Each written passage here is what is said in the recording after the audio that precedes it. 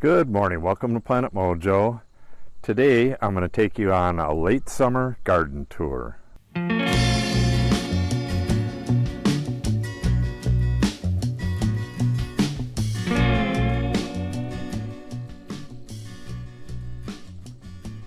This is the zinnia garden. It looks just gorgeous from a distance, but once you get up close to it, you can see that there's a whole lot of dead flowers in here. Bunch right here. I was going to deadhead this, but I don't know. Maybe I still will. I don't know how much I'll get out of it. You can see there's still buds here, but it's kind of late in the year. It is mid-September. It's coming up on fall really quick, so I don't know if I'll do anything much more on this. Yeah, still plenty more to come. Got a bunch right here. Maybe I will. It's a big job though. I have no idea what happened there. That's right in the middle of the garden. I don't know if something ran in there. Yeah, here's kind of a trail. It might have been the dogs. Who knows? But got a bit of a cave-in back there. Pretty much everything is overgrown and or fading right now. Here's Natalie's cornucopia. This just got massive. Now we know not to put this in the front. We'll probably plant one of these again next year. I should just grab some seed, but I think it was only $1 or something at the greenhouse, so maybe it's not worth it. That coleus is the only survivor inside the barrel, and it didn't get watered for, well, it hasn't been watered for at least 3 weeks, so it must have a good root system going down further. And this stuff's alive, but it's just kind of full of weeds. Natalie planted it and pretty much abandoned it right away. And then we were gone for a week, and it is what it is. This is the mass planting of the red hollyhock, or scarlet hollyhock. I had thought hollyhocks would bloom in the first year, just like a minor bloom, because we get that all over the place, but that is not the case. So next year we're going to have just a mass of hollyhocks right here. Should look really cool. Yeah, they look really healthy. I'm going to get in here. I haven't weeded since we got back from Charlotte. Just a couple grasses in here, that's it. The purple love grass, I don't know what's going on here. I know for a fact that's one from last year, and I believe that is as well. It's like the only ones that are purple are the ones from last year, and I don't know if this other stuff is even purple love grass. It certainly doesn't look like it. It's not purple. So I don't know. I grabbed seeds at the end of the year, but it was all purple. So maybe this will purple up towards the end of the year. Just don't know. But I may have to go in and yank this stuff out and plant some more purple love grass. Yeah, you can see I also have to get in here and weed. It gets a little barnyard grass once in a while, but not too much. This is the volunteer yellow hollyhock. We get these everywhere. We planted the one way back when that was on the other side of the barn, and this just appears all over the place. Well, in the fall, I'll grab the seeds and walk with them, and then just toss the seeds, and they'll be growing all over the place. The petunias in the hanging baskets, those did not get watered. Those haven't been watered since before we went to Charlotte. And then we had this was like pretty much looked dead, and then we had that week of rain and it just perked right back up. So looks like that's going to make it to the end of the year. These Gerber daisies, that one's doing great. This one I just deadheaded yesterday. It had only dead flowers on it, so that's making a comeback as well. It's got a hollyhock right behind it though. These are all scarlet or crimson hollyhocks as well. This area should look fantastic next year. This is Prairie dropseed. I'm not sure if this is going to make it to next year or not. I believe it will. I planted one here 2 years ago and that one died, but it had this purple coneflower just overwhelmed it. These were cut back about a week ago and they're starting to make a comeback. I believe they're going to get a couple little flowers by the end of the year. The June grass is making its comeback now that it's cooling off. June grass is a cool season grass.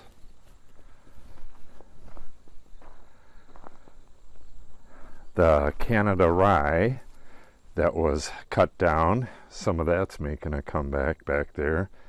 I think with these ryes, these cool season ryes that are right here, there's bottlebrush grass and the Canada rye. I think as soon as they start fading, I think I'm going to chop them off and let them come back again. That's my plan for next year. And these are, oh, what are these? I believe these might be, no, they're not coneflowers, but there are yellow coneflowers. I believe that's one right there. I'm going to have to look that up, what this is. But these are, I believe one's a blanket flower and one's an Indian blanket. But I couldn't tell you for sure. That is a goldenrod soldier beetle. They don't harm anything. They're a pollinator as well. More June grass. It looks really nice in here this time of year. A little bit messy in the back before these coneflowers rebloom, but I think once I get the ones in the front out and change those out with something else next year, I think it's going to have an even better look. Yeah, I couldn't figure out why I had so many damn coneflowers in here, and then I remembered I did it on video. I transplanted all the ones from the garden over there into here when I took out that garden, so got way too many in here. The Cosmos is definitely in bloom right now. This stuff blooms until really late in the year, so we're going to see a lot more of this coming.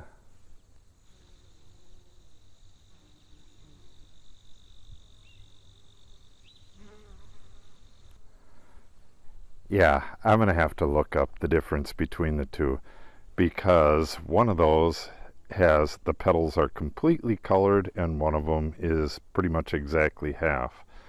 The exactly half is a Gaillardia, but I don't know what the common name is.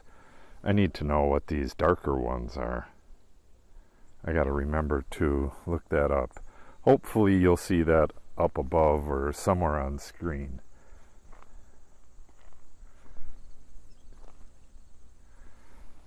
The little blue stem there is doing really good. I don't remember if that's first year or second year, but it's all getting pretty big back there, so I believe that's second year, and I believe the stuff down there is first year. And I believe this right here, I'm not sure if that's, that looks like big blue stem. We'll have to see in a little bit. Watch how tall it gets. I believe that was big blue stem as well, and I think that got knocked down from the rain. We had, what was it? It filled that tube, so it was about 7 inches of rain in a week, which isn't a huge amount of rain, but it was awful dreary for a whole week.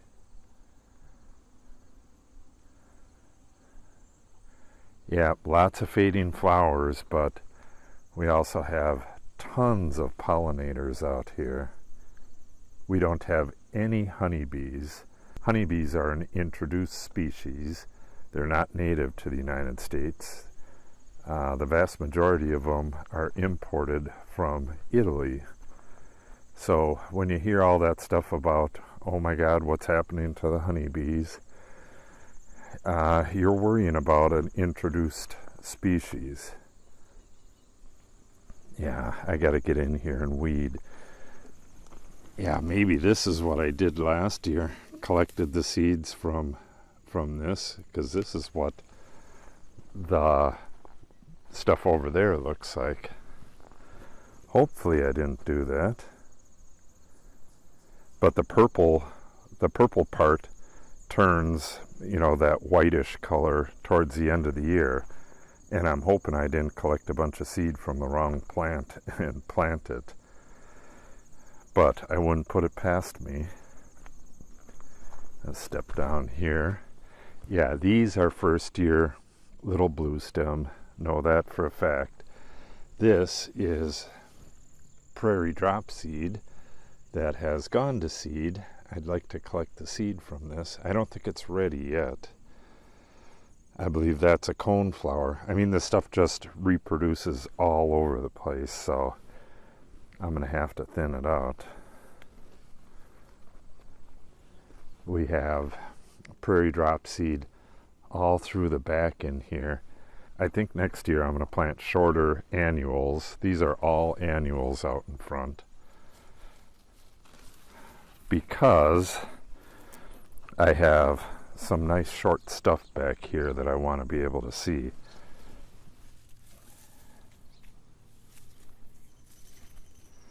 Yeah, next year should be really interesting.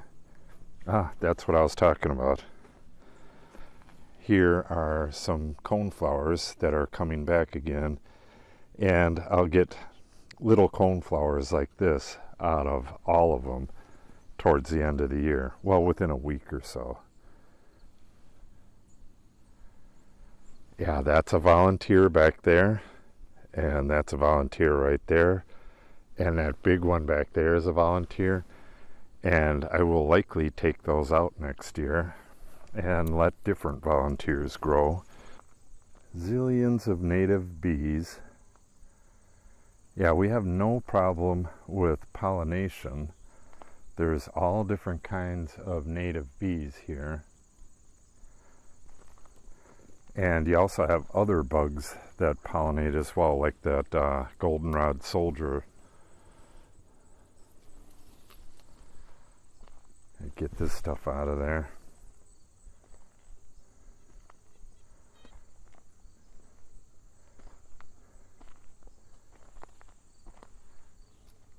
I was wondering what that's my cat back there.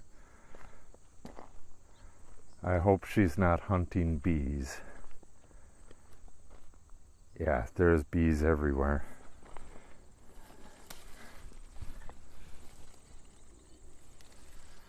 This foxtail just really takes over. Yeah, this one has already dropped some seed.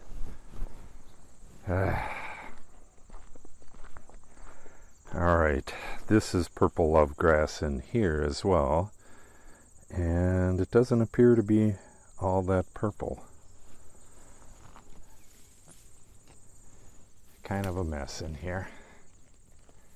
At some point, as I've said many times, I'm going to let this naturalize as soon as the stuff that I've planted is strong enough to fend for itself.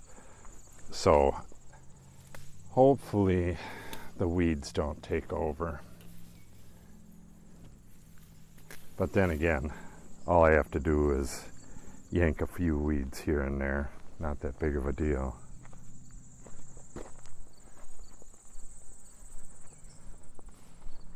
Yeah, I do need to get back here and weed though. Really do. Alright, these are the purple coneflowers making their comeback. That is the pale purple coneflower. That is Maisie? I believe it's Maisie. Okay, and then we have our prairie drop seed that was so hard to get started. They say, different people say different things. They say it takes 3 years. Some people say it takes 5 years to become fully established. It will get about 2 feet tall and 2 feet wide when it's fully established and just be like a mound. It'll look really cool. So I'm kind of trying to adjust the garden around these. Okay, so this is big blue stem, and I really don't know what this stuff is. It just grew around the base of this. I should yank it out before it drops a million seeds, but it looked kind of cool, so I left it go. She's trying to get my attention, so I'll pet her.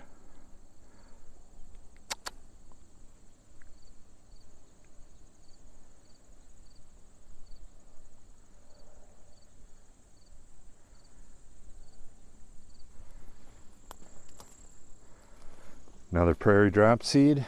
This one has a ton of seeds.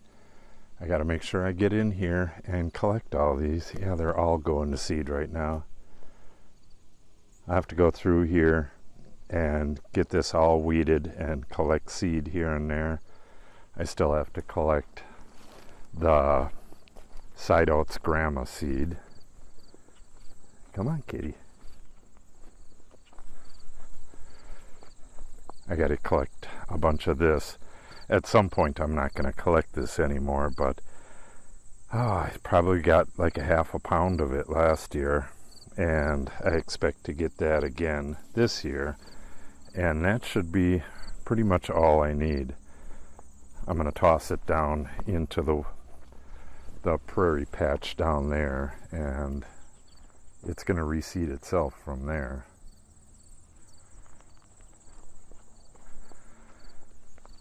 Okay, yeah, this is quite the mess in here.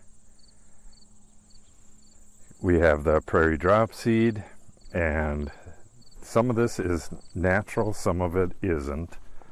Like this is fleabane, the little daisy things, and this, of course, I planted. I'm not sure what that is. It's kind of interesting, though. I wonder if that's one of them sulfur or something plants. But this is kind of the same as it is over there, but it also has a lot more grass, and that's going to have a lot more grass at some point soon. I'll just be going in and sparsely planting annuals amongst the grasses. There's our prairie drop seed, and we got a few more. There's a good sized one back there. Yeah, this will look real nice. Yeah, I believe this is, what do we have here? It looks,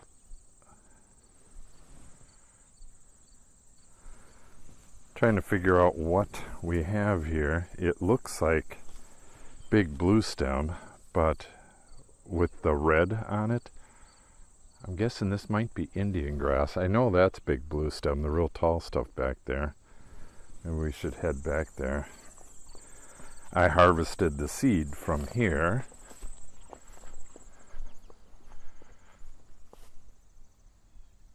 Yeah, this is definitely not little blue stem. This is all little blue stem in here.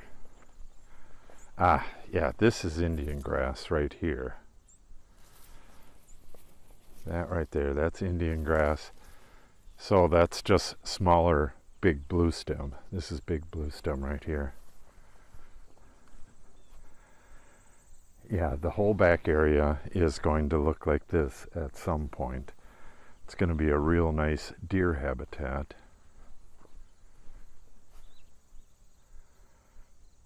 Yeah, just looks gorgeous. If you like native prairie grasses, which I do.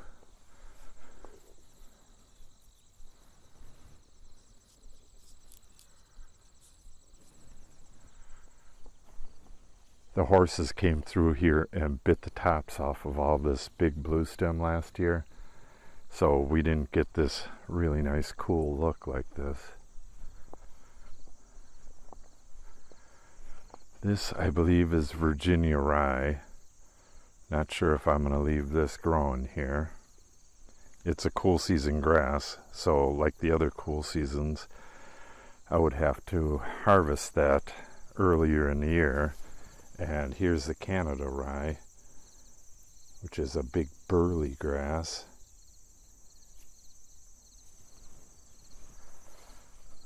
More Canada rye. I think all this stuff, I don't know.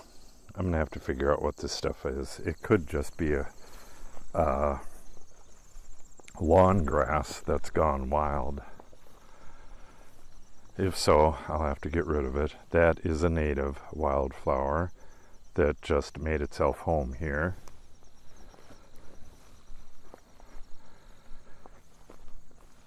So basically my job here, that's purple love grass right there.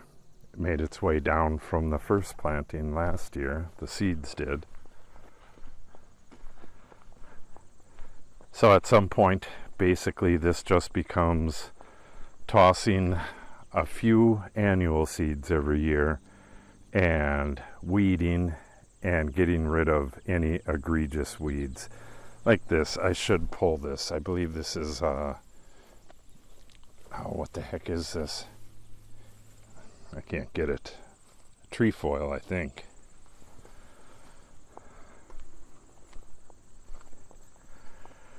Okay, I think that's going to wrap it up. This is getting kind of long. So this is late summer. It is almost fall. We're a day or so away, or maybe a couple days away from fall. And things are still looking pretty good, but I planted the annuals very late this year, and we planted a bunch of stuff that takes a long time to mature. So I'm going to say next year is going to be dramatically better. Alright, I believe I will probably have one, possibly two more updates on the garden. I'm going to be putting out green stakes in places where I'm going to grow different stuff next year. So if you want to see that, make sure you subscribe and click on the update icon. If you have any questions or comments, make sure you put them in the comment section below. And if you give the video a like and or share it, it helps the channel out greatly. Thanks for watching and have a great day.